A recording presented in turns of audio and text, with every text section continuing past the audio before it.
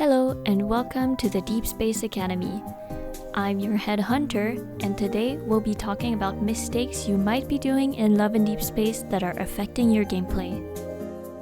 If you're anything like me, it took you a while to understand how Love and Deepspace works as a game, because let's be honest, the UI doesn't make it obvious. So join me as I share my tips and tricks that I learned while playing Love and Deepspace, or just join me to make fun of what I didn't know, which may seem obvious to you. Okay, let's be honest. The weeklies take a long time to do. In Love and Deepspace, there are many tasks that you can do during the day and during the week to gain more resources for the future. Unfortunately, the only way to get them is by doing those weeklies. That means every week you need to do your Hunters contest, a certain number of Deepspace trials, a certain number of core hunts, play Unicorn's Operation, and Abyssal Chaos. And that's only for the battle. In addition to that, you can also play some date mini-games, which are called Playtime, with any of the 5 main love interests, one of which is called Kitty Cards and the other one called Claw Machine. But let's be honest, sometimes you don't feel like playing Kitty Cards against someone like Caleb, especially when he's such a menace on the battlefield. So did you know that you can actually quit Kitty Cards before the game even begins? By doing so, the game penalizes you by removing 100 of the chocolates you would normally receive, lowering your total to 100 every single game. But I would say it's a plus for the time you save. Make sure to log in for the events that give free outfits, because once they're gone, they're gone. And if you suffer from FOMO, you are never healing from that, babe. I'm sorry. You will be suffering. That's my case with the white and blue outfit that matches Caleb's outfit. I did not get it because back then I didn't understand how Love and Deepspace worked. I assumed it was just an event that would be there and I could come back to it whenever I wanted. But how wrong was I to believe that and to trust the game? I'm just joking in full. Please don't delete me from existence. Okay, listen up, because tip number 3 is a big one. Something you need to remember when playing Love and Deepspace. Let's say the developers are notoriously stingy, which makes it so we don't get a lot of diamonds, which are used for pulling, and that means you have to be careful with how you use them and when you gain them. So if you go into your game and into the little achievement page next to your profile, you can actually see a ton of little quests that you can do to gain small amounts of diamonds, as well as leveling up cards to get more diamonds through that. Of course, there's also the weekly hunts that you can do, which give you diamonds, but this is more of an endgame grind type of period than a beginner type of period. Also, if you are short on diamonds and you want more, the best bang for your buck will always be the monthly I forgot what it's called, and I play this game every day. How is that possible? Yes, okay, I found it. I don't know why it was so difficult for me to simply come out and say it. It's called the Oram Pass. And basically, that is the best amount you can get for your diamonds, for the purple diamonds, for your energy. As long as you're careful with that, you should be able to have a lot more freedom when it comes to pulling. The next tip is about pulling in general. With every wish banner, there's a banner that's always there. It's called the X-Space Echo. There's a set amount of cards from 4 stars, 3 stars, 5 stars, I don't know why I said it that way, that will always be able to be pulled from this banner. It's different from the limited banner, which those cards rarely do they ever come back, and if they do come back, they still come back in a limited way. Essentially, what you want to do with the X-Space Echo is to keep an eye out for those wish crates that give you a 5-star card of your choice after every 150 wish, because your goal with these are to get the cards you don't currently have for your solar companion.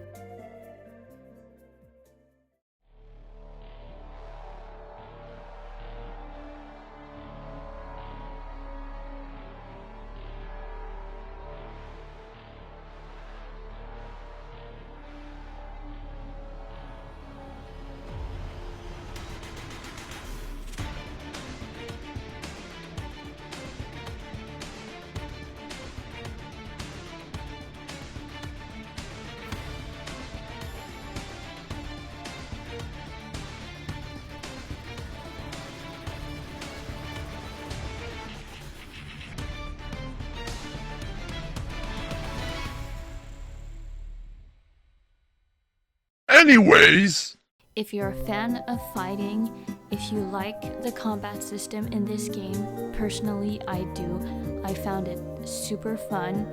If you want me to go into more detail about what fighting is like in Love and Deepspace, protocols, what to focus on, maybe even how to play with the claymore and with the different companions, how to build protocols, all of that kind of stuff, I would be more than happy to do a video on that. But for now, something you have to know is that if you're not willing to brute force things with 4 stars and 3-star cards like I see a few people doing on the subreddit, which more power to you guys, that's amazing, but honestly I could not do it. I get so easily frustrated when I fight and I don't get what I want. So the best way to get an easier step up in fighting in the game is with a solar companion. Adding on to this tip, we could call it tip 4.5. I would say that it's super important to understand the distinction between solar and lunar card. The game, from what I remember when I started playing, makes it they make it obvious, but not obvious in a way that you would understand necessarily how it works from just seeing it. Basically, the solar cards always go to the left of your screen when you're preparing for battle, and the lunar cards always go to the right. You cannot interchange which cards goes where. It's very strict.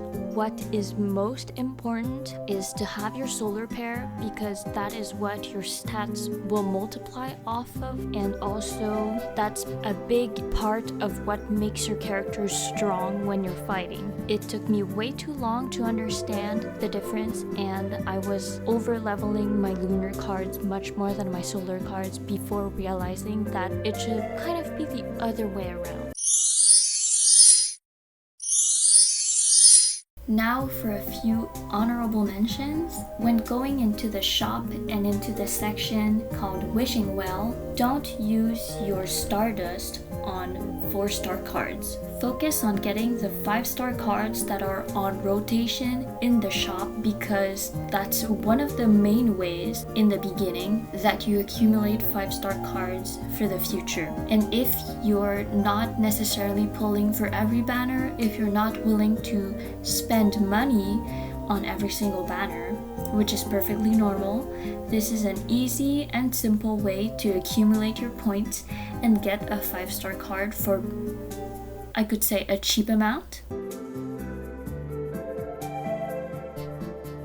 Additionally, don't forget to use the Galaxy Explorer. This one took me a while to understand actually. It's a little bit weird.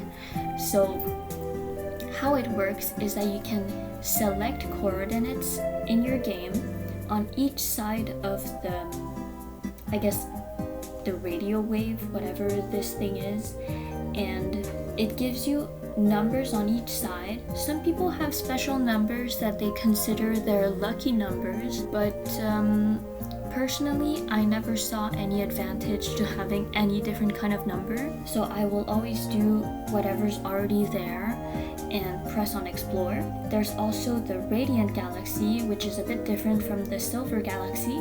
It uses a different type of magnet. It also has 5-star cards that it can give you compared to the silver galaxy. If you're lucky, you can get a full card, but most people and most of the time you'll just get a shard, which takes a bit longer to accumulate for your cards, but in Love and Deepspace it's always a long process game, we could say. Okay, this one I learned from Reddit. When you're leveling up a card, if you don't want to level it up, if you don't want to level it up from one level to another, you can actually just go into the menu for the card and press on the resource you want to use instead of pressing on the full level. What that does for you is it counts as upgrading your card, which is kind of useful for the dailies and the weeklies, and it's a nice way to make sure you don't overuse your resources that you might want to allocate somewhere else. The final tip and personal mistake that I've made that I want to share with you in hopes that you don't repeat my mistake is to know about pity. Gacha games have a system called pity inside the game, which guarantees you the card you want upon a certain number of pulls. This means that from banner to banner, your pity will go up, and with every single wish you make, you reach a higher chance of getting that card in a guaranteed way. For example, if you were to pull on a card that you don't necessarily want, but you have limited wishes on it, you could take advantage of those wishes by pulling and gaining more pity on the future banner that you actually want the card of. But like with every single thing that Infold does, there's a caveat. Limited reruns such as birthday events or former myths do not count towards the normal limited banners. That means that you cannot take advantage of one banner's limited pity and extend it to the other. They're two different things. You could take advantage of it if you were to know which future rerun was coming, but unfortunately, we're not there yet. I don't think anyone has figured out the schedule of when things are rerunning. The second caveat is that if you were to pull for a solar pair, of which you want both cards for the companion, only one of the two cards would be guaranteed, since you have multiple cards. That's just the way it works. You can't take advantage of your pity for both of them. Basically, what could happen is you get pity for one card, and then you have one of the two cards for your solar pair. You pull for the second one, you lose the 50-50, which means your pity goes back to 0. You pull for the second card and you reach max pity. Unfortunately, it happens. Unfortunately, it happened to me. The only thing that means is that if you haven't been calculating your wishes carefully and your pity carefully, you might have to pay money. If you've made it to this point, thank you for watching this video. Have any thoughts, ideas, or complaints? Feel free to share them with me in the comments. Otherwise, I will see you in the next training video.